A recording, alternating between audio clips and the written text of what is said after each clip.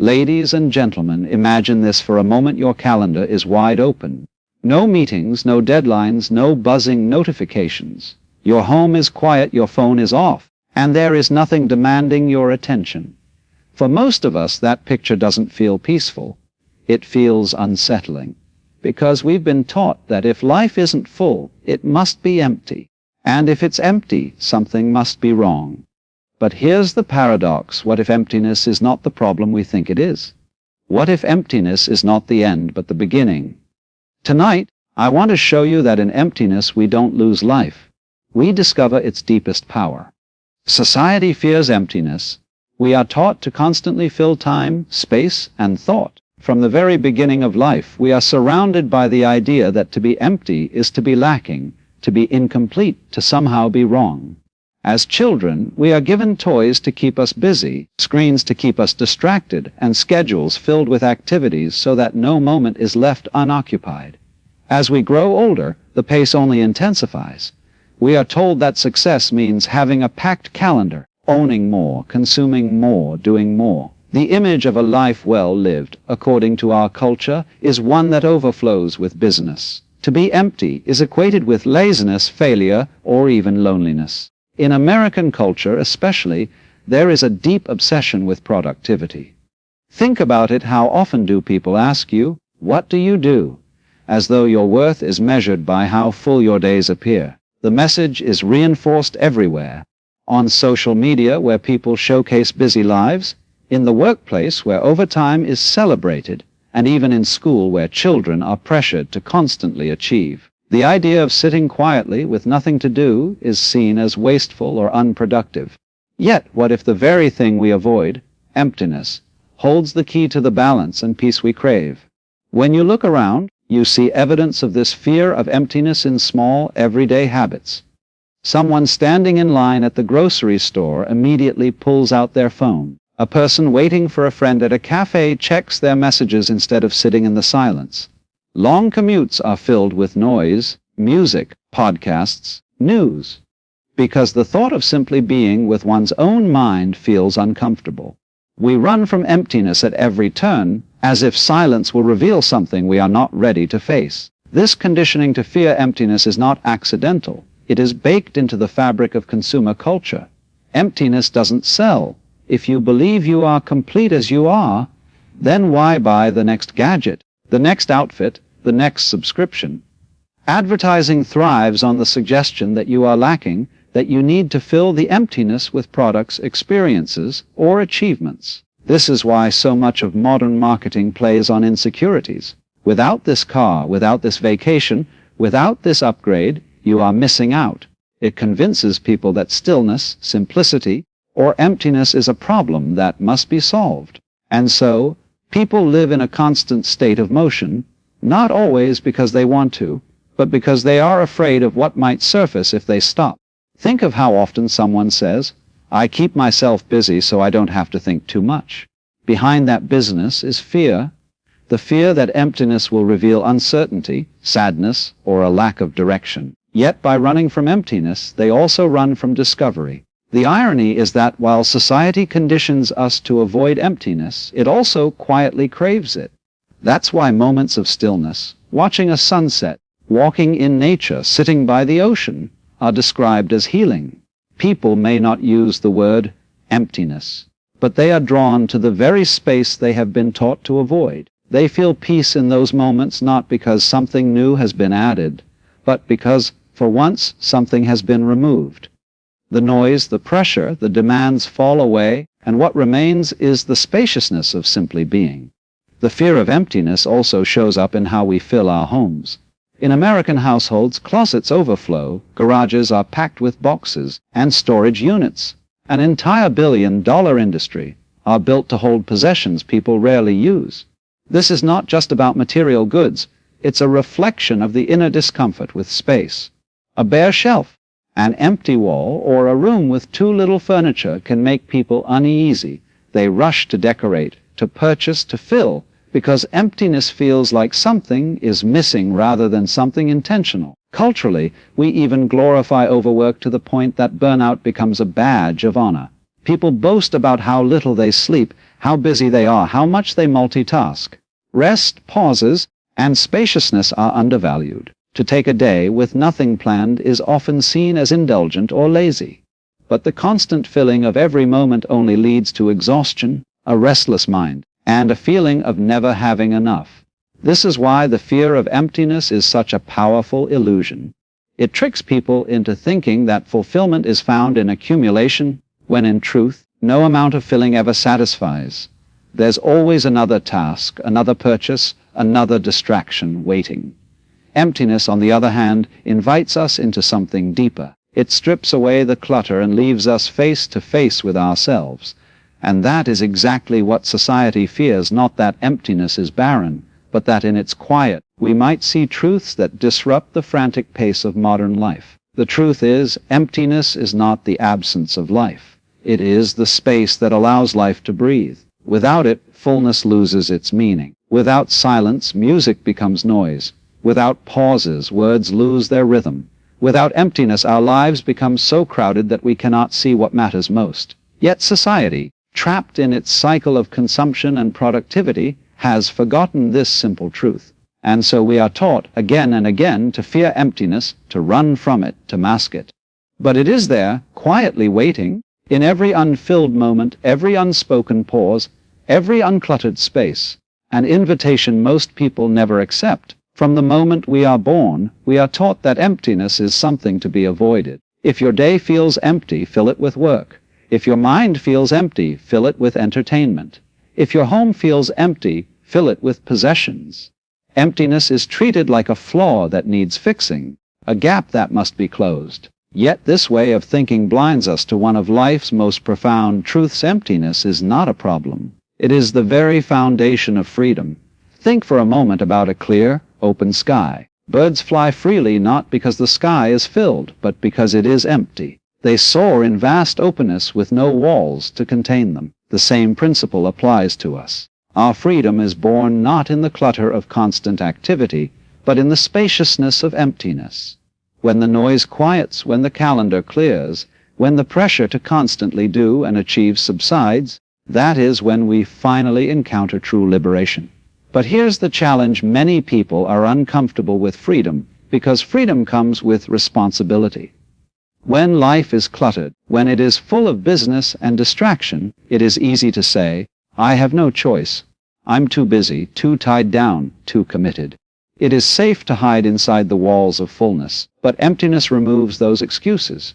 In emptiness, you are free to ask, "What do I really want? Who am I without all the noise?" That freedom can feel terrifying, and so many would rather run from emptiness than step into the boundless space it provides.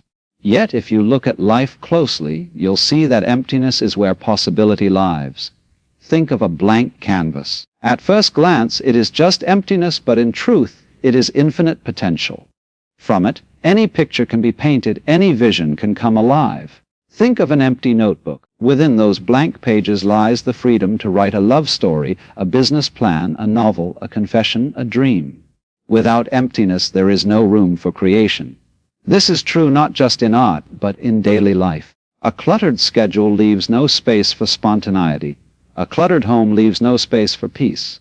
A cluttered mind leaves no space for wisdom. But when we allow emptiness, when we welcome the blank spaces, freedom emerges.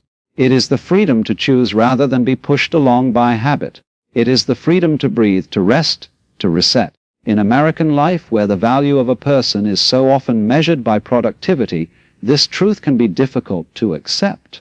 People wear, busy like a badge of honor, as if being overscheduled proves their importance. Yet, if you listen to those same people when they're honest, many will admit they feel trapped by the very fullness they chase. Their lives are packed, but their hearts long for space.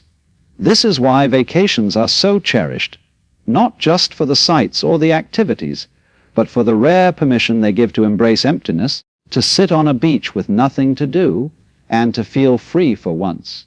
But here's the deeper insight: you don't need a vacation to access that freedom. You don't need to escape your life to find it. Emptiness is available in every pause, in every quiet breath, in every moment you resist the urge to fill space just for the sake of filling it. When you stop treating emptiness as a problem, you begin to see it for what it truly is, a gift. Consider meditation. At first, sitting still with no agenda feels unbearable. Thoughts rush in, the mind fidgets, the silence feels heavy. But if you stay with it, something remarkable happens. That emptiness becomes liberating. The chains of constant thinking loosen. The grip of past regrets and future worries softens. And you experience, even for a moment, the spacious freedom of simply existing. This is the power of emptiness. It liberates you from the prison of constant doing. Think, too, about relationships. Sometimes people stay in toxic or draining situations simply because they fear being alone. They fear the emptiness of solitude, so they remain trapped. Yet those who are brave enough to step into that emptiness often discover freedom on the other side. Alone, they find their strength, their voice, their direction. Emptiness is not the end of connection. It is the foundation that allows healthier, freer connections to grow. This is why emptiness is never a problem. Problems weigh us down, limit us, hold us hostage. Emptiness does the opposite. It lifts us, opens us, and sets us free. It removes the unnecessary, the clutter, the false attachments, so that we can finally breathe. In emptiness, we are not tied to labels, possessions, or constant noise. In emptiness, we rediscover the simple truth that we are already whole. So the next time you encounter emptiness, whether it is a pause in your day, a blank space in your schedule, or even a moment of silence in your own heart, don't rush to cover it. Don't treat it like a void to be feared. See it instead as the ground of your freedom, the foundation of choice, the space where life itself expands. On a clear night, when you step outside and lift your eyes to the sky, you see something both breathtaking and humbling. The stars glimmer, scattered across the heavens, and for a moment you feel small, yet profoundly connected to something greater. But here is the overlooked truth: those stars only shine because of the emptiness that surrounds them. Without the vast, silent darkness of space, the stars would have no backdrop, no contrast, no stage upon which to perform their eternal dance. We often make the mistake of thinking the star is the hero of the story. The light, the brightness, the shimmer, that's what we focus on. But what gives the star its beauty is not just its own burning fire. It is the infinite emptiness that holds it. The darkness doesn't compete with the light, it reveals it. Without that endless canvas of nothingness, the brilliance would disappear. In life, we do something similar. We praise only what is full, bright, and visible: success, achievement, possessions, recognition. We overlook the power of the spaces between, the quiet darkness that allows the light to shine. But the truth is, our most luminous moments come alive because of the emptiness that surrounds them. Think about the American dream, often painted as a relentless climb toward more wealth, more status, more recognition. In that story, the stars are the accomplishments, the house, the job title, the car. But no one talks about the empty spaces that make those things matter. The quiet evenings with family, the silence of a morning before the world wakes, the peace found when you're not chasing the next thing. Those spaces are the dark sky that lets the stars shine. Without them, even success feels hollow. It's no accident that some of the most powerful human experiences happen when we are surrounded by emptiness. Standing at the edge of the Grand Canyon, you are moved not just by the rock formations, but by the vast space they open into. Driving across the wide, open plains of the Midwest, the emptiness itself becomes overwhelming, almost sacred. Watching the waves roll in on a deserted beach, it is the emptiness of the horizon that takes your breath away. Americans, especially, live in a culture of speed and saturation, yet the places we travel to for peace are always the places where space, silence, and emptiness dominate. This is why the night sky is such a profound teacher. It reminds us that we do not need to fill every inch of space with noise, light, or activity for beauty to exist. In fact, beauty often depends on the contrast, the silence between the notes, the stillness between the movements, the emptiness between the stars. Consider your own life. Think about a moment of celebration, a graduation, a wedding, the birth of a child. Those moments shine brightly, but what makes them shine is the years of emptiness surrounding them. The long nights of study, the days of waiting, the quiet months of preparation. Without that space, the moment would not have the same glow. Just like the stars, our brightest moments emerge from a backdrop of stillness, effort, and waiting. But here's the challenge: modern society floods the sky with artificial light. In many American cities, you can barely see the stars at all. This is not just a physical truth, but a metaphor for how we live. We flood our lives with artificial brightness, screens, advertisements, noise, endless business, until the deeper beauty is washed away. Just as light pollution hides the stars, overfilling our lives hides the natural brilliance of existence. The remedy is not to reject light, but to welcome darkness, to allow space, to preserve emptiness. Imagine driving far out into the desert, away from the glowing skyline, and looking up at a night sky bursting with stars. That awe you feel is not created by the stars alone. It is created by the emptiness around them. The same is true for your life. When you allow space, when you embrace silence, stillness, and nothingness, the light within you becomes visible. And here is something even more profound: in the vast emptiness of space, stars are not isolated.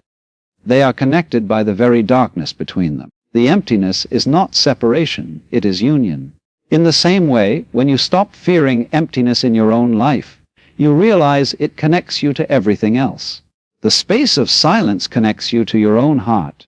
The pause in a conversation connects you more deeply to another person. The emptiness of the present moment connects you to the flow of life itself. So the night sky tells us a truth that our culture often hides. Emptiness is not the absence of beauty. It is the very condition that makes beauty possible. The stars do not shine despite the darkness. They shine because of it. And so do we. When people hear the word nothingness, they often shiver. It sounds bleak, cold, and lifeless, as if nothingness is the opposite of living. In our culture, to have nothing means to be poor, to be lacking, to be less. But this way of seeing is only half the story. In reality, nothingness is not the end. It is possibility. Nothingness is the soil from which everything new can grow. Endings, losses, and empty spaces are not merely voids. They are invitations. Think about a forest after a wildfire. At first glance, it looks like devastation. The trees are blackened, the ground is bare, and the silence feels heavy. But give it time, and you'll see tiny green shoots breaking through the ash. Flowers bloom where none were before. Animals return. The fire created a kind of nothingness, but in that emptiness, life found the freedom to begin again. The same is true in our lives. Every ending, however painful, creates room for something new to emerge. In American culture, where success is often defined by accumulation and continuity, people fear endings. Losing a job is seen as disaster, a breakup as failure, an empty nest as tragedy. But step back and look deeper. These moments of nothingness are not just endings. They are beginnings in disguise. A lost job can become the path to a new career. A breakup can become the space for rediscovering yourself. Children leaving home can open the door to a new season of growth and freedom for parents. What feels like emptiness in the moment often turns out to be possibility unfolding. This is why nothingness is powerful. It is potential in its purest form. Think of a farmer staring at an empty field. To the untrained eye, it looks like nothing, but to the farmer, it is filled with potential harvests waiting to come alive with the right seeds. Without the empty field, there is no crop. Without the pause, there is no growth. On a personal level, many Americans experienced this during the COVID-19 pandemic. Suddenly, lives were emptied, plans were canceled, jobs disappeared, social calendars went silent. At first, it felt like a void, a terrifying nothingness. But many people also discovered unexpected possibility within it. Families spent time together they never had before. Individuals took up hobbies, learned skills, started businesses, or reimagined their careers. The emptiness revealed opportunities hidden by the noise of constant motion. It reminded us that nothingness can be fertile ground for renewal. Think also about grief. Losing a loved one, whether through death or separation, can feel like falling into a vast, endless emptiness. At first, the silence feels unbearable. But in time, that emptiness becomes a space where love reshapes itself. You learn to carry the memory in new ways, to grow stronger, to find resilience. The loss creates an opening in your heart, and through it, compassion for others often deepens. Even in grief, the emptiness is possibility, the possibility of growth, empathy, and new forms of connection. Our culture tends to celebrate beginnings but hides from endings. We cut ribbons on new buildings, celebrate new jobs, and announce new relationships. But we shy away from acknowledging the power of loss. Yet, without endings, beginnings lose their meaning. Imagine a bookshelf so packed with books that no new volume can be added. You must clear space to make room for the story waiting to be told. Life is the same. Loss clears the shelf. Nothingness makes room for the next chapter. This truth is woven into nature itself. The leaves fall in autumn, leaving the trees bare through the winter. It looks like nothing, yet that emptiness is what allows spring to arrive. Seeds cannot grow without first being buried in the dark, empty soil. Even the breath teaches us this lesson. Each inhale is made possible by an exhale, a letting go. To fear emptiness is to misunderstand the rhythm of life. And in a country where ambition often pushes people to hold on, to never let go, this lesson is especially important. Many cling to jobs that drain them, relationships that suffocate them, possessions that own them, simply because they fear the nothingness that follows letting go. Yet those who are brave enough to step into the emptiness often discover a freedom they never knew before. The job loss becomes the gateway to entrepreneurship. The breakup becomes the rediscovery of self-worth. The empty home becomes the stage for a new adventure.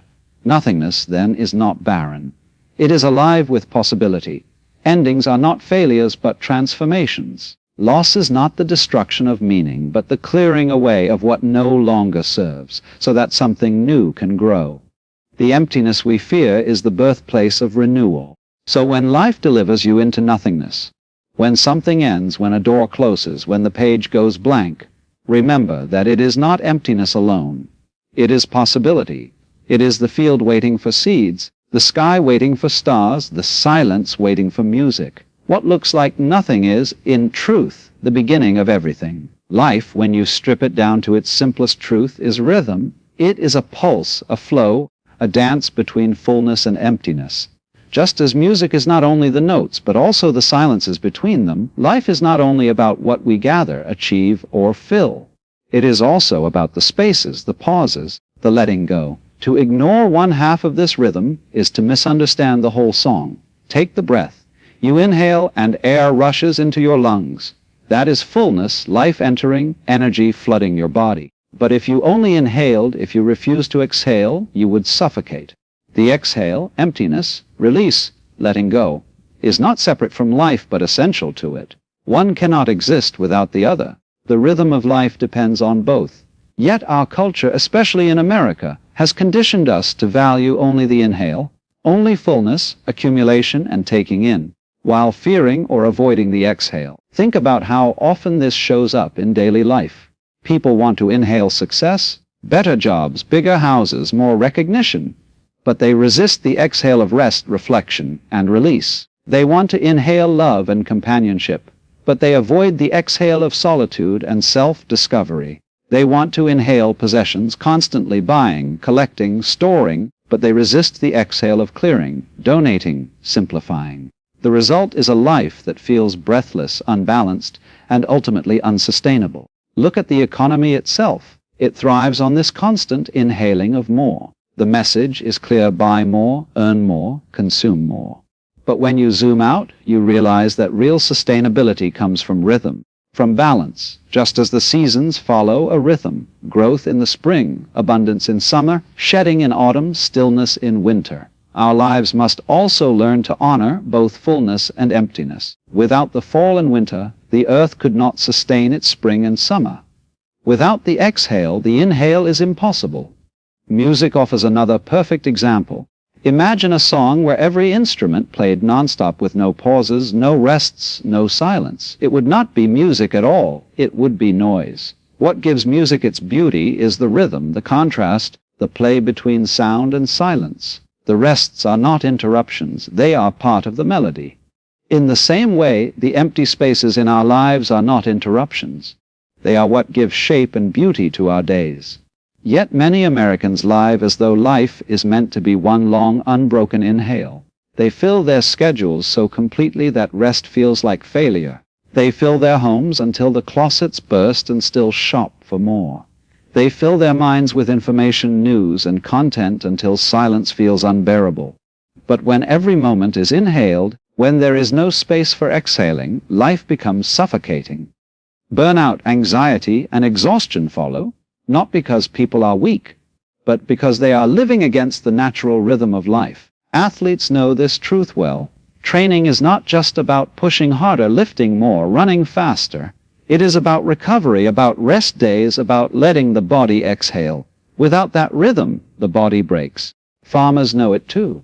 You cannot demand harvest after harvest from the soil without allowing it to rest.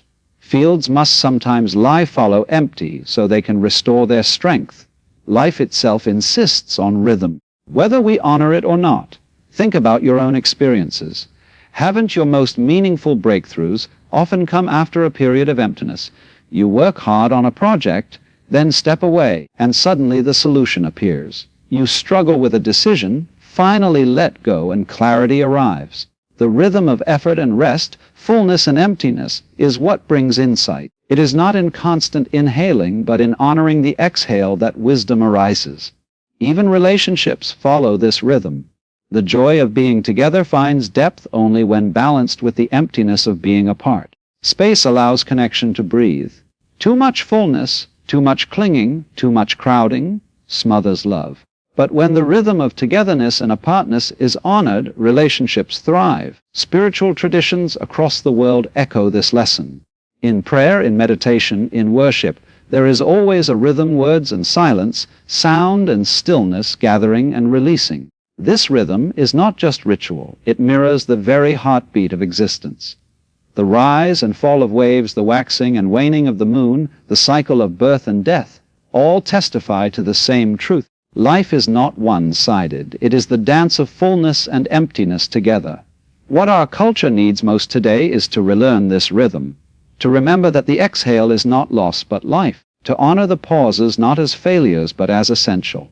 Imagine what would change if people began to value rest as much as work, silence as much as speech, simplicity as much as accumulation. Imagine if we saw emptiness not as wasted time, but as sacred rhythm. Life is a song, and the beauty of the song lies not in filling every moment with sound, but in the rhythm that allows it to flow. Just as the stars need the night sky to shine, just as the inhale needs the exhale to sustain, so too does our life need emptiness to balance fullness. When we honor both, when we live in rhythm, we discover not exhaustion but harmony. We live in a culture that prizes fullness.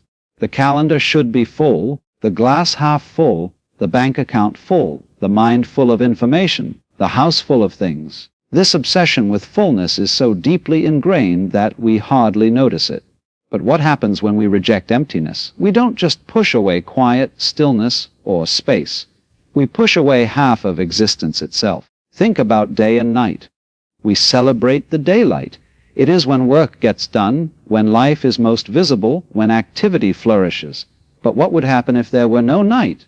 The earth would burn, rest would vanish, crops would wither, dreams would never come. Night is emptiness, the other half of the cycle. To reject it would be to destroy the balance of life. Yet that is exactly what many people do in their own lives. They cling to fullness, constant work, constant talking, constant distraction, while avoiding emptiness at all costs. They fear silence, so they fill it with noise. They fear stillness, so they fill it with busyness. They fear solitude, so they fill it with endless scrolling, endless entertainment. In doing so, they reject not just quiet moments, but half of their own humanity. Imagine a painting that covered every inch of the canvas with color, no empty space, no contrast, no pause for the eye. It would not be beauty, it would be chaos. The power of art comes from the dance between what is filled and what is left empty. A photograph's beauty often lies not in the subject alone, but in the space around it, the background that gives the image depth. Life is the same.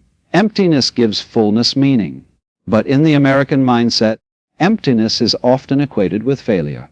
If someone says, "I don't have plans this weekend," others might assume they are lonely. If someone leaves a career without a new one lined up, they're judged as lost or unmotivated. If someone sits quietly doing nothing, they risk being labeled lazy. This rejection of emptiness is so strong that people would rather exhaust themselves with noise than risk facing a moment of nothing. And yet, the great paradox is that by clinging only to fullness, people lose balance. Think about breathing again. If you only inhale, if you reject the exhale, you suffocate. If you only exhale, rejecting the inhale, you collapse. Life is sustained by both. Rejecting emptiness is like rejecting the exhale. It is rejecting the release, the letting go, the space that makes room for new life. Even emotionally, this is true. Many people resist emptiness in their hearts. They avoid grief, pushing it aside. They avoid loneliness, covering it with distractions. They avoid uncertainty, trying to control everything. But emotions are like waves. They rise, they fall, they crest, they dissolve. To reject emptiness is to stop the tide, to block the flow of feeling. In time, this creates numbness, anxiety, even despair. Emptiness, though painful at times, is what allows emotions to complete their rhythm. Nature constantly reminds us of this truth. Winter strips the trees bare, leaving a landscape of emptiness. But that emptiness is not death. It is preparation for spring. The ground must lie fallow before it can yield a harvest. Rivers form in the emptiness between mountains. The vast desert, though empty to the eye, holds a beauty that fullness cannot replicate. To reject emptiness is to deny nature itself. This lesson has become more urgent in modern life. In America, where the pressure to perform, to achieve, to fill every minute is immense, people are losing touch with the restorative power of emptiness. Burnout is rampant. Anxiety levels rise. Depression deepens. People chase fullness in the form of money, possessions, and endless stimulation only to feel empty inside. Why? Because they have rejected true emptiness, the still, open space where the self can rest and breathe. And here's the irony. When we fear emptiness, we actually create a shallow form of it. Think of the person who fills their life with endless consumer goods. Their home is full, but their spirit feels empty. Or the professional whose calendar is packed with meetings. Their schedule is full, but their soul is drained. By rejecting true emptiness, the kind that restores, balances, and heals, they create a counterfeit emptiness, one that feels hollow instead of whole.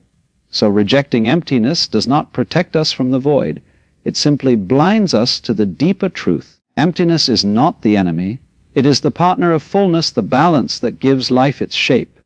To reject emptiness is to reject the night sky, the silence in music, the pause in a sentence, the rest in a breath. It is to deny half of existence itself. The stars cannot shine without darkness. Music cannot live without silence. Life cannot flow without emptiness. When we accept this, when we embrace emptiness rather than fear it, we reclaim the wholeness of existence. When we think of music, we often imagine the sound, the melody, the instruments, the voice that carries emotion. But what makes music powerful is not just the notes being played. It is the pauses between them. Silence is what allows music to breathe. Without rests, without space, even the most beautiful melody would collapse into noise. It is the rhythm of sound and silence together that gives music its beauty. Life works the same way. Yet many of us try to live as if every moment must be filled, every space must be occupied, every silence must be broken. We treat life like a song that never pauses, and the result is overwhelming. Just as music without silence becomes unbearable, life without emptiness becomes exhausting. Think about the most moving pieces of music you've ever heard. Perhaps it's a powerful symphony, a gospel choir, or even a simple acoustic guitar. Notice how the pauses build tension, how the silence before a crescendo heightens anticipation, how the rests give room for the sound to settle in your soul. The silence is not absence, it is presence in another form. It is the emptiness that makes the sound meaningful. In the same way, the pauses in life, the moments of quiet, the spaces of emptiness, are what give meaning to the rest. A family dinner is more cherished when it follows a long stretch of separation. A celebration feels more alive after a season of waiting. Even joy itself shines brightest after we have walked through emptiness and loss. Just as music depends on silence, life depends on emptiness to reveal its depth.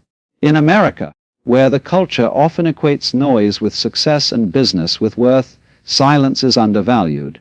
Consider how uncomfortable many people feel in moments of quiet.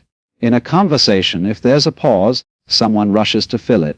In the car, silence is drowned with the radio. In homes, televisions play in the background, even when no one is watching. Silence is treated like an intruder, something to be eliminated. Yet silence is not an absence. It is a gift. Great orators have always known this truth. Martin Luther King Jr., when delivering his "I Have a Dream" speech, used silence masterfully. His pauses gave weight to his words, allowing the audience to feel their depth. The silence was not emptiness, it was emphasis. The same is true in daily life. Our pauses, our silences, give meaning to our actions. Without them, everything blurs into one overwhelming stream. Think about relationships. The truest connections are not built only on words, but also on silence. Sitting quietly with someone you love without the need to talk is often more intimate than hours of conversation. That silence is not empty. It is full of presence, full of trust. Without those pauses, relationships become shallow chatter rather than deep communion. Silence also opens the door to creativity. Many artists, writers, and thinkers describe their most profound insights arriving not in the chaos of activity, but in the silence of stillness. The painter before the blank canvas, the writer staring at the empty page, the composer sitting in silence before the first note, all begin in emptiness. Creativity emerges not from endless noise, but from the fertile silence where the mind and spirit can breathe. Even spiritually, silence has always been central. In monasteries, in meditation halls, in churches and temples, silence is honored as sacred. Why? Because in silence we hear what noise drowns out the inner voice, the whisper of intuition, the presence of the divine. Emptiness in these moments is not lifeless. It is alive with mystery and meaning. And yet, despite all this, many people run from silence.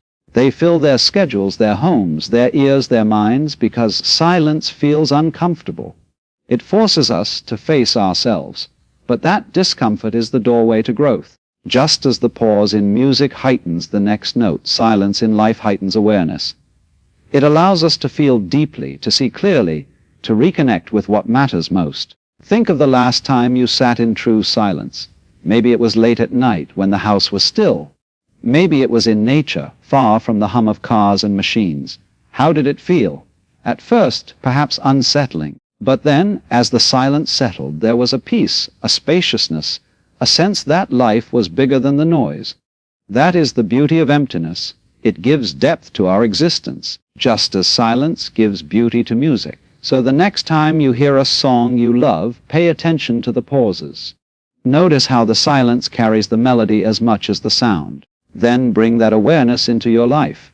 Allow pauses in your day, moments of emptiness in your routine, silence in your conversations. These are not wasted spaces. They are the rhythm that gives life its beauty. Because without silence, music is noise. And without emptiness, life loses its meaning. In a world overflowing with information, stimulation, and constant demands, clarity has become one of the rarest treasures. People wake up to buzzing alarms, scroll through endless streams of news and social media, spend their days drowning in emails and meetings, and fall asleep to glowing screens. Life is so full, so noisy, that it is no wonder so many feel confused, restless, and lost. Yet clarity is never born from more noise. It is born from emptiness. Emptiness creates clarity. When we strip away the clutter, silence the distractions, and allow space to open, what truly matters begins to shine. Just as a foggy window clears when you stop breathing on the glass, the mind clears when it is given the gift of emptiness. The noise recedes, and suddenly the direction, the truth, the priorities of life reveal themselves. Think about a cluttered room. When every surface is covered, every corner filled, you cannot see the space itself. The clutter overwhelms, and you feel trapped. But when the room is emptied, when unnecessary things are cleared away, suddenly the beauty of the space is revealed. Light flows in, movement feels possible. The same is true of the mind and spirit. When our lives are cluttered with constant activity, with possessions, with endless shoulds and musts, we cannot see clearly. But when we allow emptiness, when we make space, clarity emerges. In American life, where business is glorified, clarity often feels out of reach. People are told they must constantly hustle, grind, and stay productive. Time is money, we're reminded, so every moment must be filled with something measurable. But in this endless chase, many lose sight of what they're chasing in the first place. They run faster and faster, but toward what? This is why burnout is so common, because fullness without emptiness blinds us to purpose. Clarity comes not when we add more, but when we take away.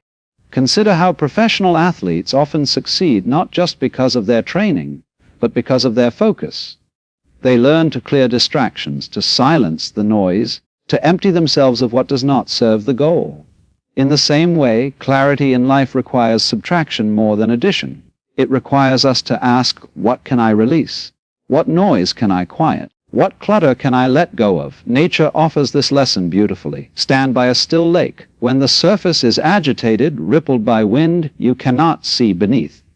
But when the water becomes calm, when it is empty of disturbance, the reflection appears. The sky, the trees, your own face, all become visible in perfect clarity. The mind is no different. As long as it is stirred with noise, fear, distraction, and constant chatter, clarity remains hidden. But in the emptiness of stillness, the reflection of truth appears. Consider how this plays out in personal decisions. Many Americans live in environments where voices are constantly shouting advertisements telling you what to buy, social media telling you what to want, society telling you who to be. With so much noise, it's no wonder people feel uncertain about their path. But step into emptiness. A long walk without your phone, a day without outside input, even a few minutes of silence, and clarity starts to whisper. Often, it is in those empty spaces that people realize, this is what I actually want, this is what matters most.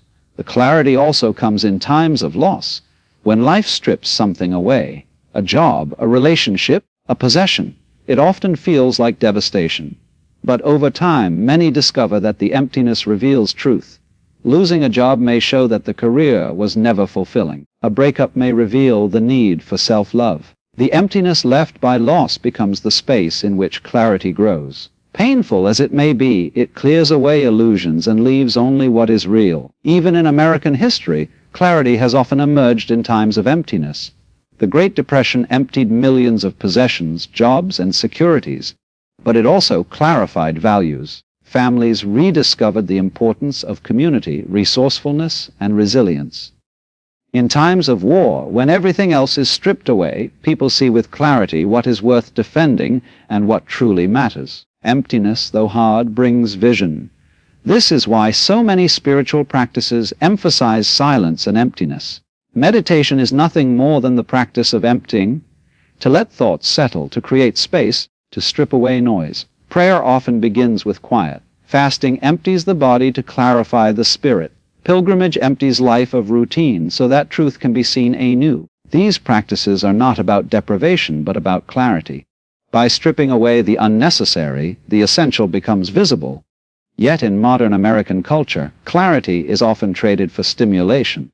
People choose more noise instead of silence, more business instead of rest, more scrolling instead of reflection. But clarity will never be found in the flood. It lives in the empty spaces, in the silence, in the moments we resist filling. So the next time life feels overwhelming, don't ask, what more should I add? Instead, ask, what can I empty? What noise can I release? What space can I make? Because clarity doesn't come from more. It comes from less.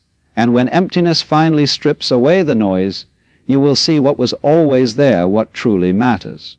Most of us live on the surface of ourselves. We identify with the labels society gives us: parent, professional, student, boss, employee, provider, achiever. We attach ourselves to possessions, a house, a car, a bank account, as though these things define who we are. We carry fears and expectations like heavy coats we cannot take off. Yet beneath all of this there is something deeper, something untouched by roles or possessions. Beneath it all there is spaciousness. And in that spaciousness we are vast and free. This is not how most people see themselves. Ask someone, who are you? And they will often answer with a role. I'm a teacher. I'm a mother. I'm a manager. Or they will answer with possessions. I own a business. I have a degree. I live in this city. Rarely do people point to the simple, spacious truth. I am. We confuse the clothing for the body, the mask for the face, the possessions for the person. Yet all of these things, titles, jobs, relationships, fears, are temporary. They can be stripped away in an instant.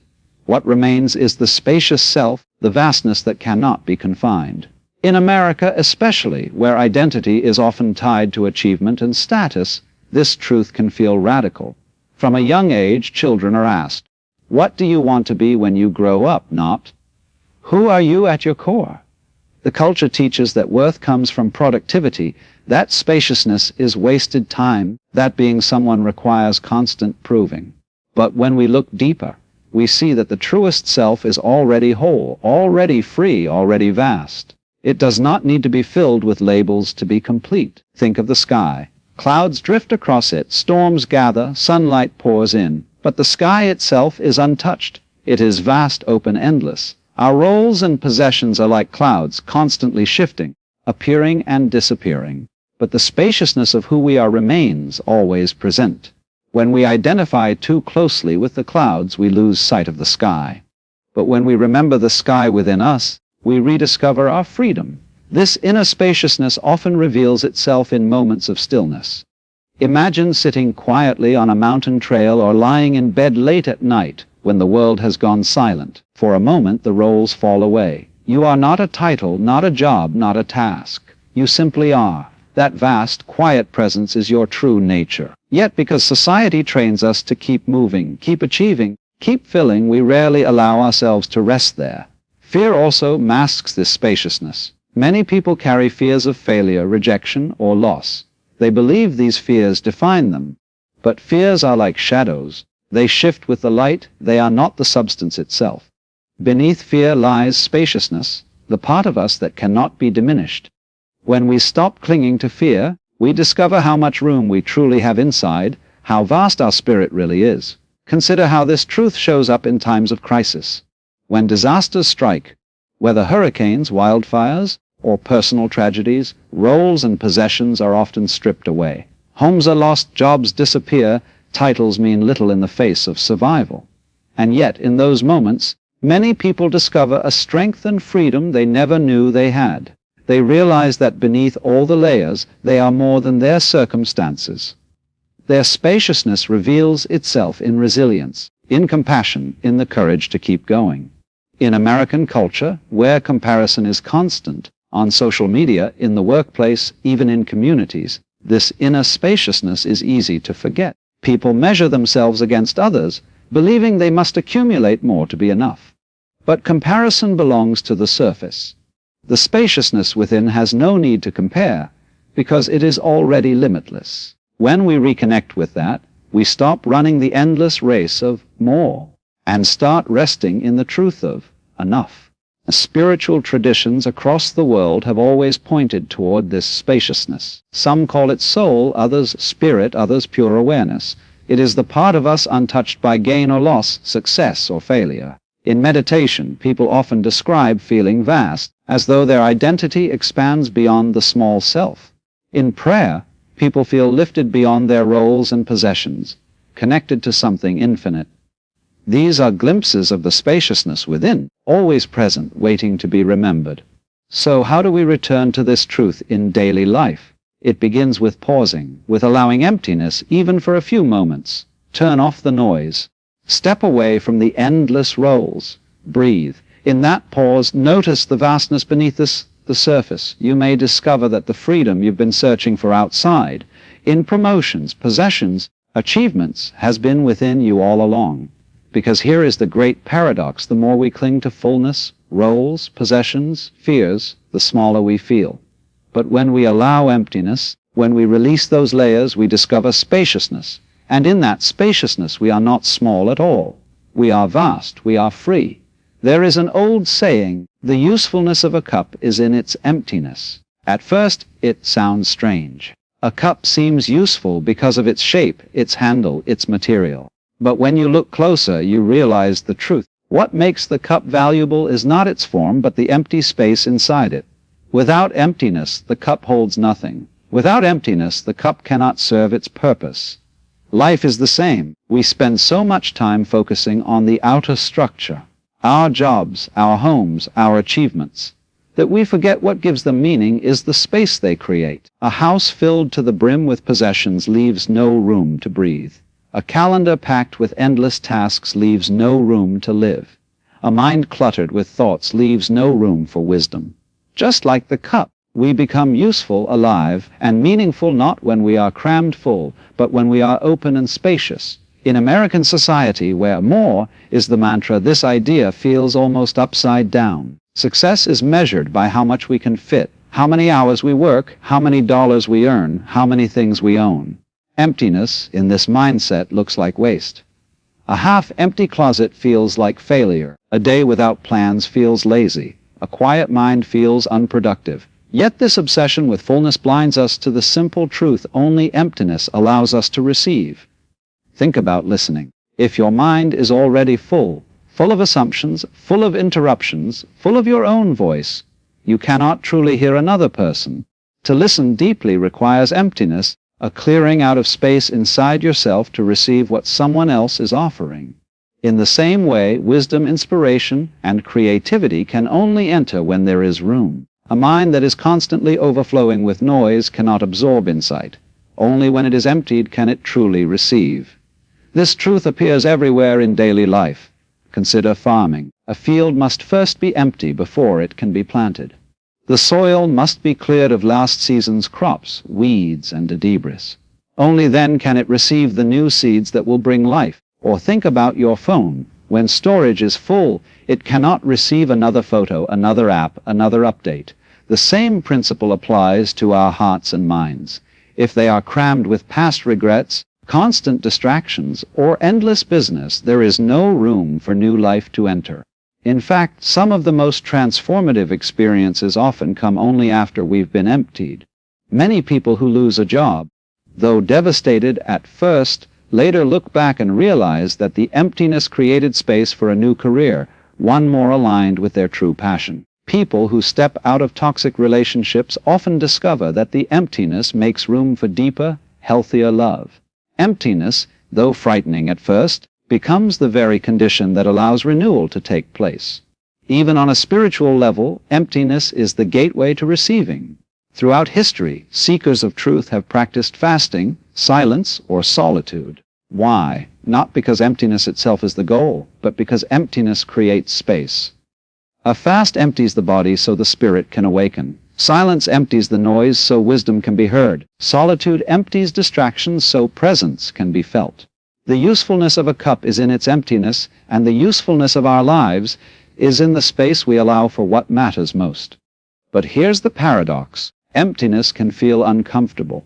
People often rush to fill it, fearing the pause, fearing the quiet.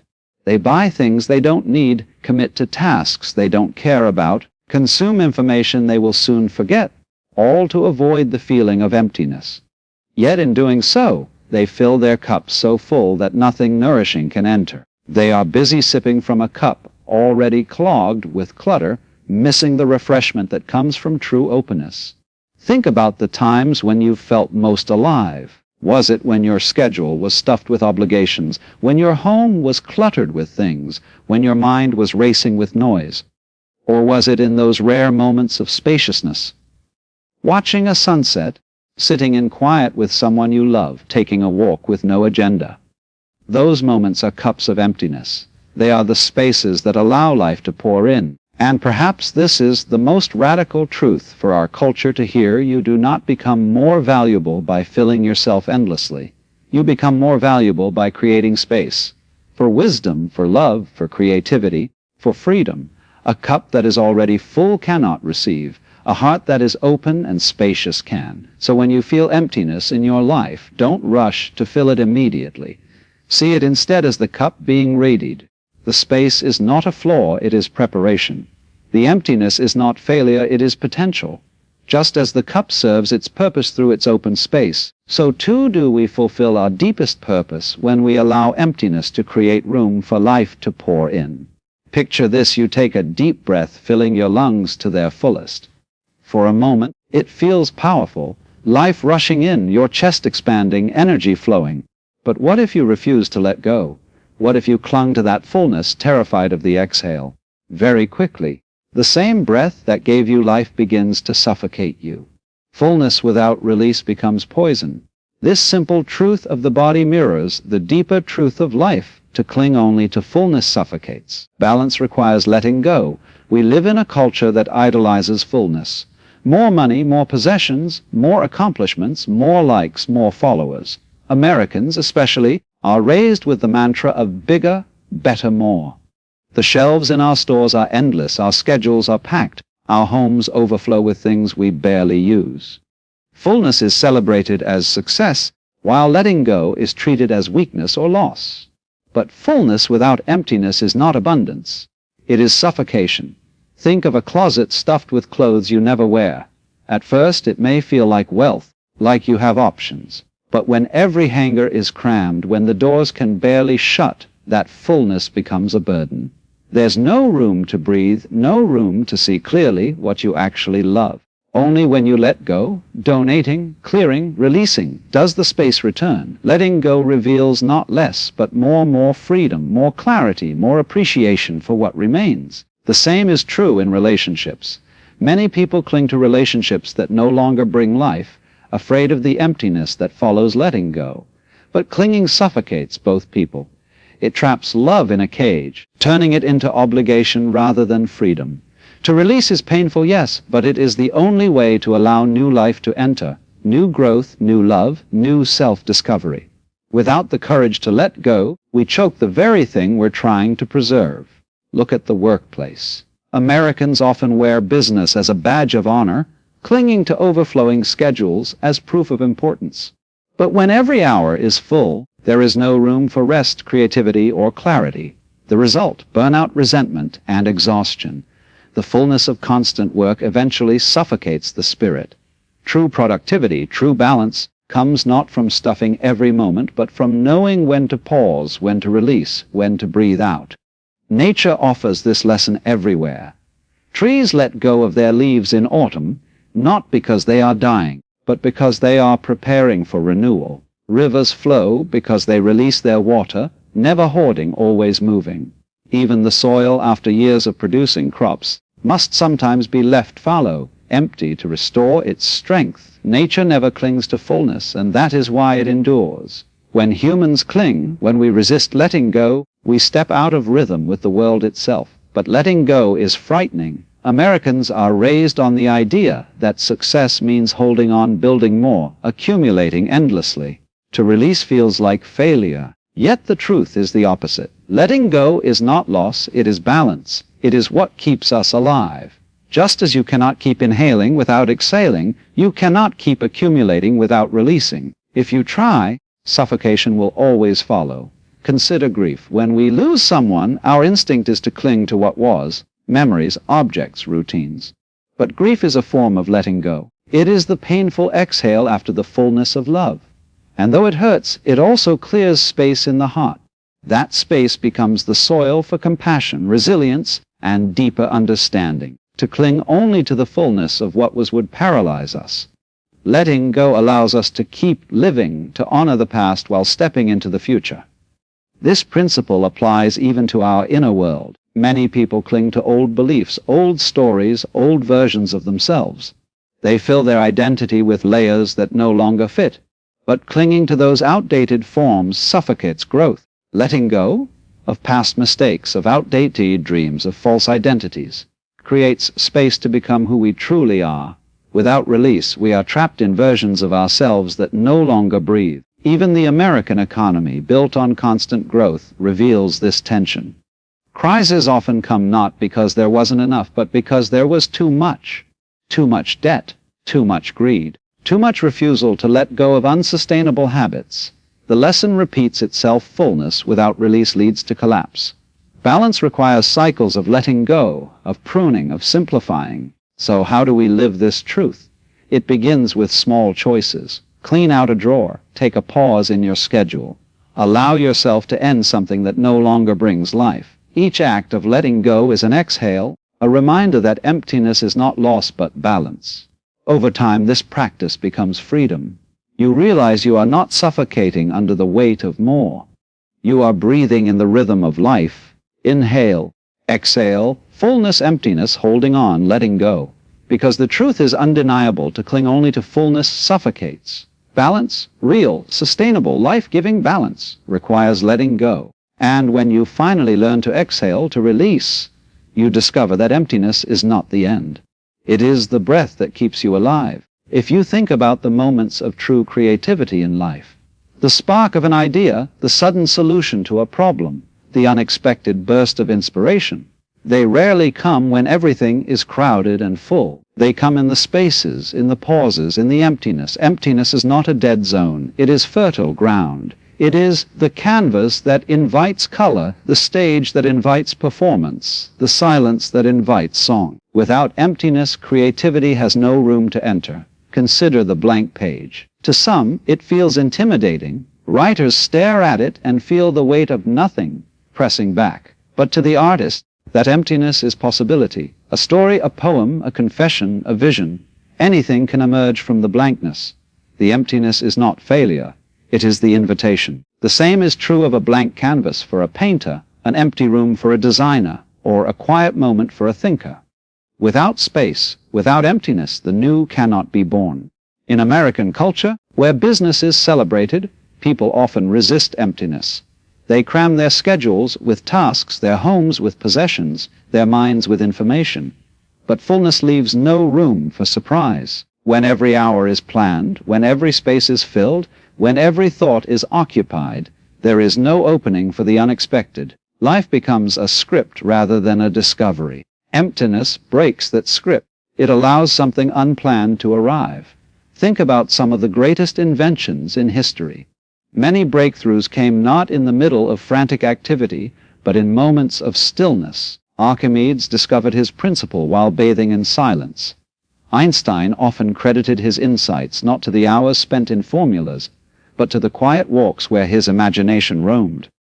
In the emptiness of play, of rest, of silence, creativity entered.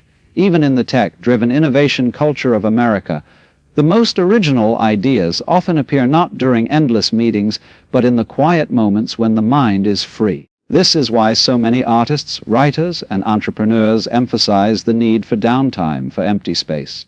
The American hustle culture, with its grind until you make it mentality, often misses this truth. People think that working longer hours guarantees results. But creativity is not a machine. It does not thrive in overstuffed calendars. It thrives in the space between. It thrives when the mind has room to wander, when the heart has space to feel, when the spirit has emptiness to breathe. Think about jazz music. What makes jazz alive is not just the notes played, but the space between them. Improvisation happens in the emptiness, when the musician allows surprise to flow, when silence invites a new direction. Life is jazz, not a fixed script. And emptiness is what makes the improvisation possible. We see this even in daily life. Have you ever noticed how your best ideas often come in the shower, or while driving, or just as you're about to fall asleep?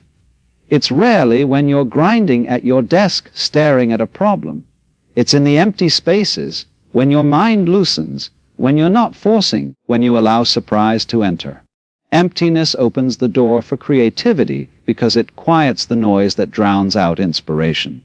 Emptiness also invites surprise because it removes control. When we fill every detail of our lives, we try to manage outcomes, to control every variable.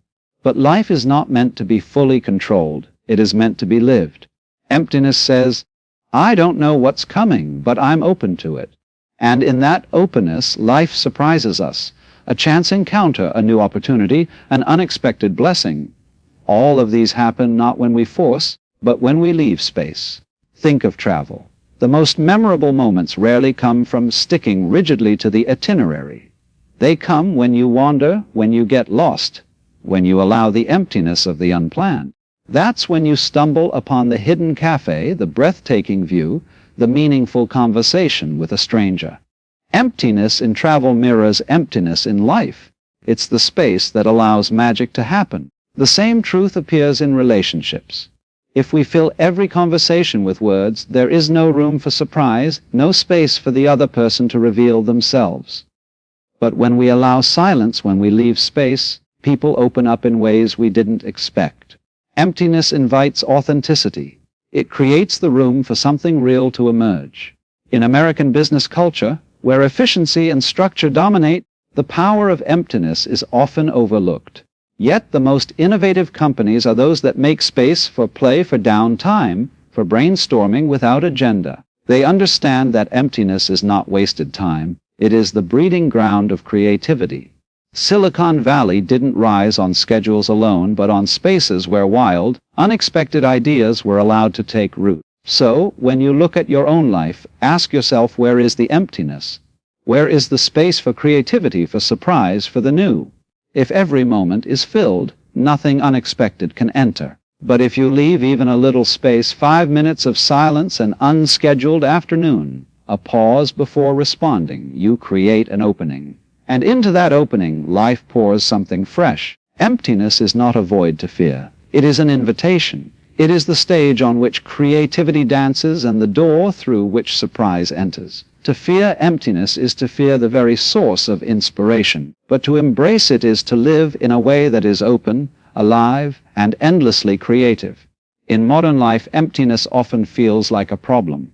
When there's a pause in conversation, people scramble to fill it. When there's a free weekend with no plans, people rush to schedule something. When silence falls, out comes the phone, the TV, the playlist. Emptiness is treated like a void to be covered, a gap to be closed, an error to be corrected. But the truth is, freedom is found not in escaping emptiness, but in letting it simply be. Why is this so hard? Because stillness feels vulnerable.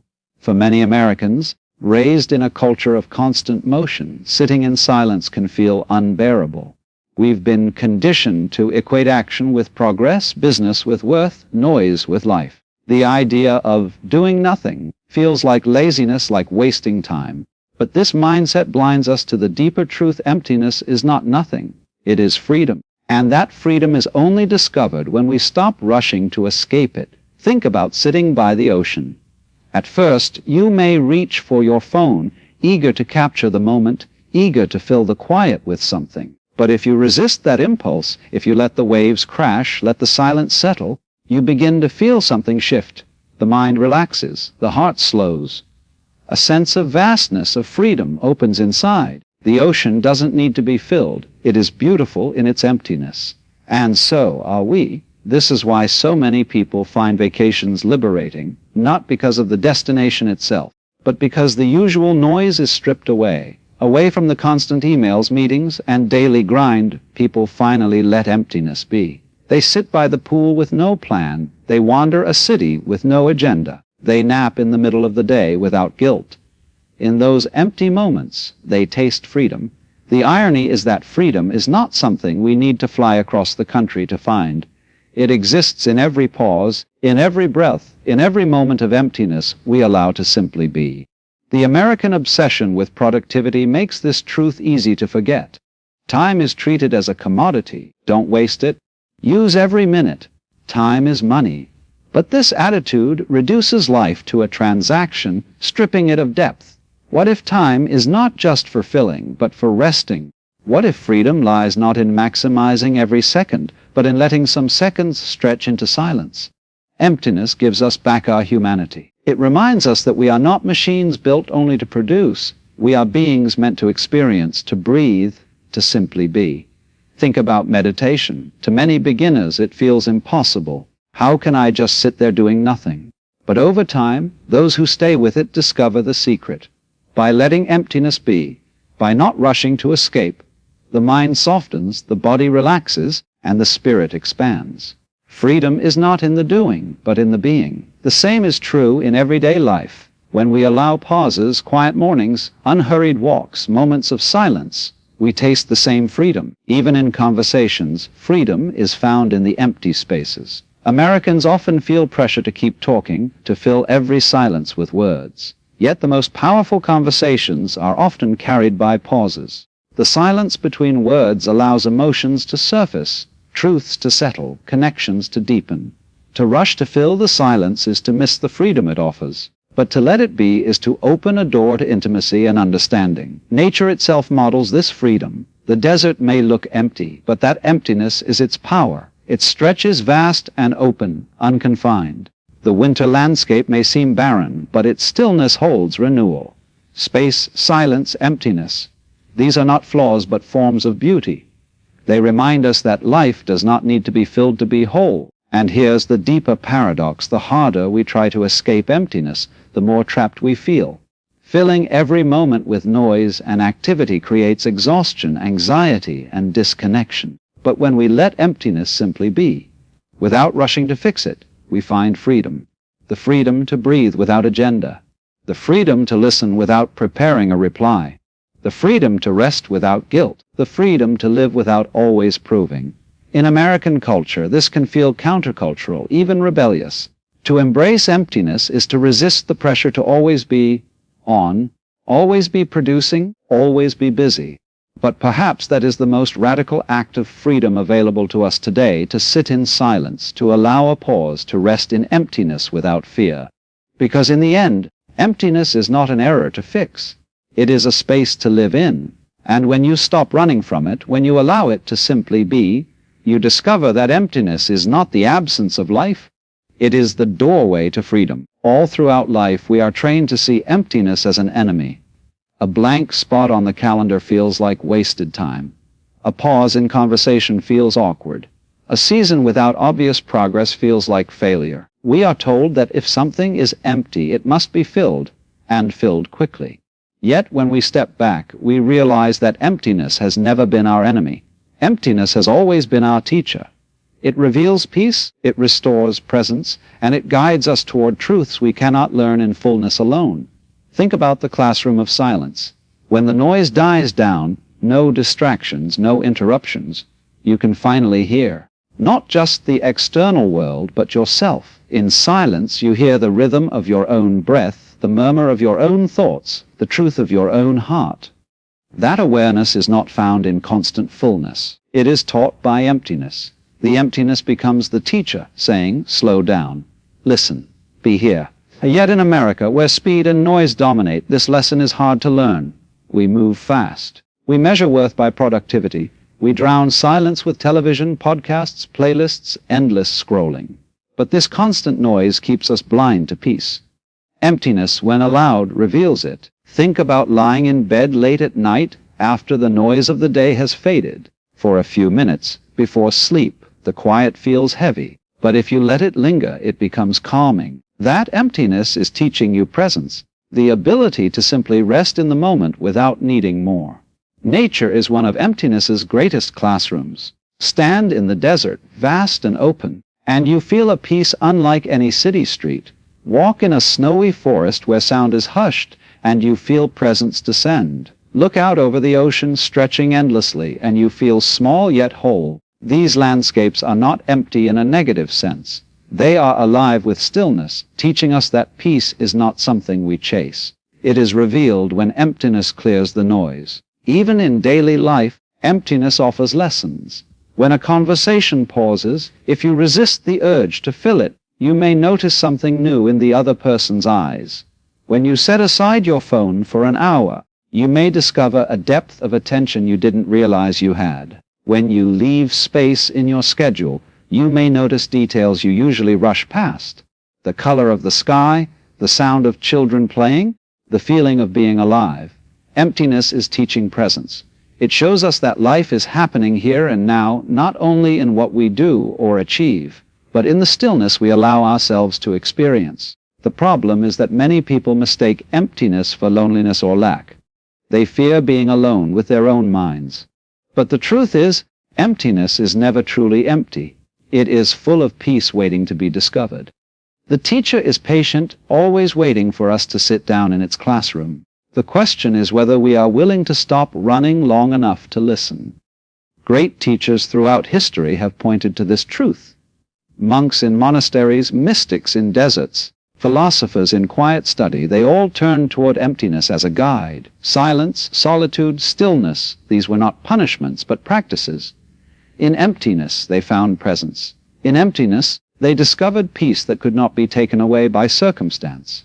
These lessons are as available to us today as they were centuries ago. Think also about grief and loss. These are forms of emptiness we cannot avoid. When someone we love dies, when something we depended on disappears, life feels stripped bare. It hurts deeply. And yet, over time, grief teaches. It teaches us the fragility of life, the depth of love, the strength of the human spirit. Emptiness, even in pain, becomes a teacher. It strips away illusion and reveals what matters most. American life often pushes us to seek teachers in books, in lectures, in experts. But sometimes the greatest teacher is the pause between words, the quiet moment before action, the empty space in the day. Emptiness teaches not by giving answers, but by creating space for us to hear them ourselves. It invites us to notice what's always been there, but drowned out by noise, peace, presence, and the steady heartbeat of existence. So perhaps it's time to reframe emptiness. It is not the enemy we've been taught to fear. It is the gentle teacher we've been too busy to hear. Its lessons are simple but profound. Slow down, be still, let go, be present. And in those lessons lies the peace we are all searching for. Emptiness is not against us. It is for us. It is not hollow.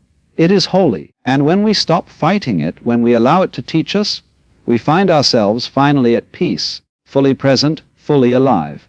When people hear the word nothingness, their first reaction is often fear. It sounds like death, like absence, like the end of the story.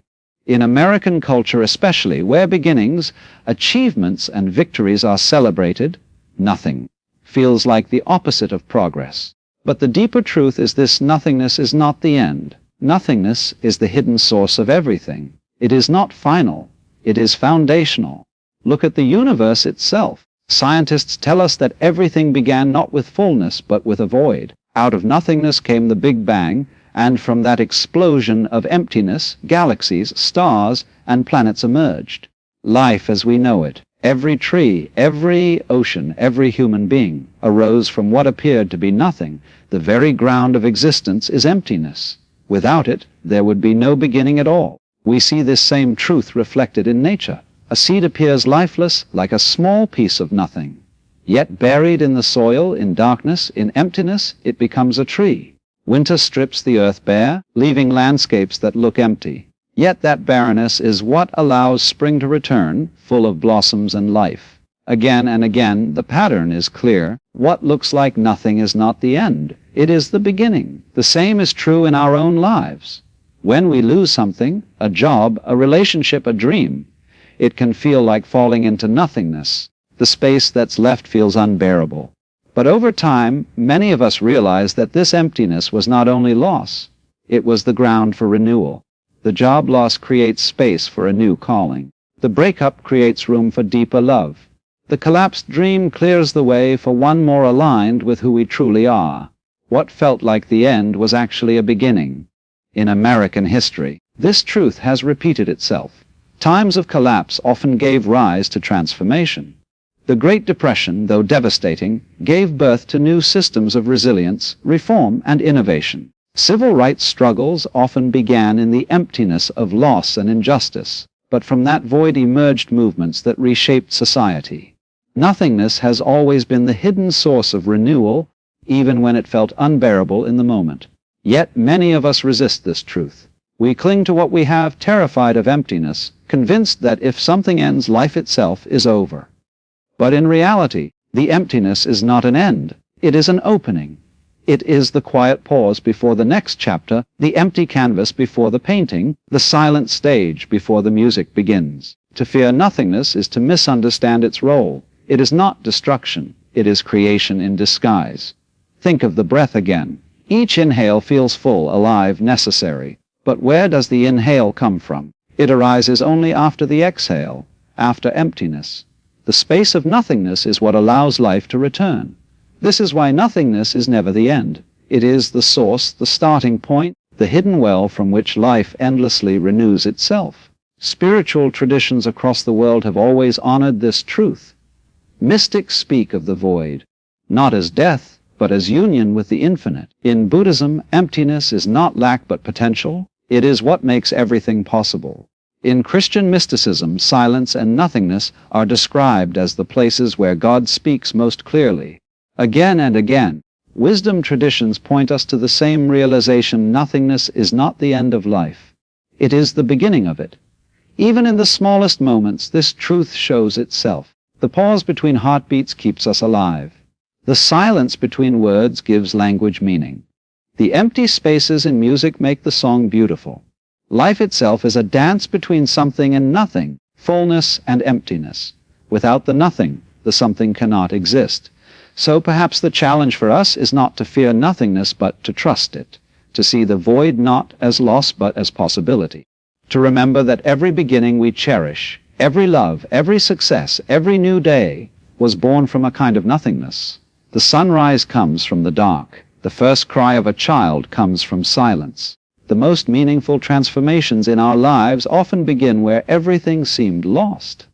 This is why nothingness is the hidden source of everything. It is not the final page, but the blank one that allows a new story to be written. It is not a grave, but a womb. It is not the enemy, it is the birthplace. When we finally see this, emptiness no longer terrifies us. Instead, it frees us, because in the end, nothingness is not where life stops. Nothingness is where life begins again.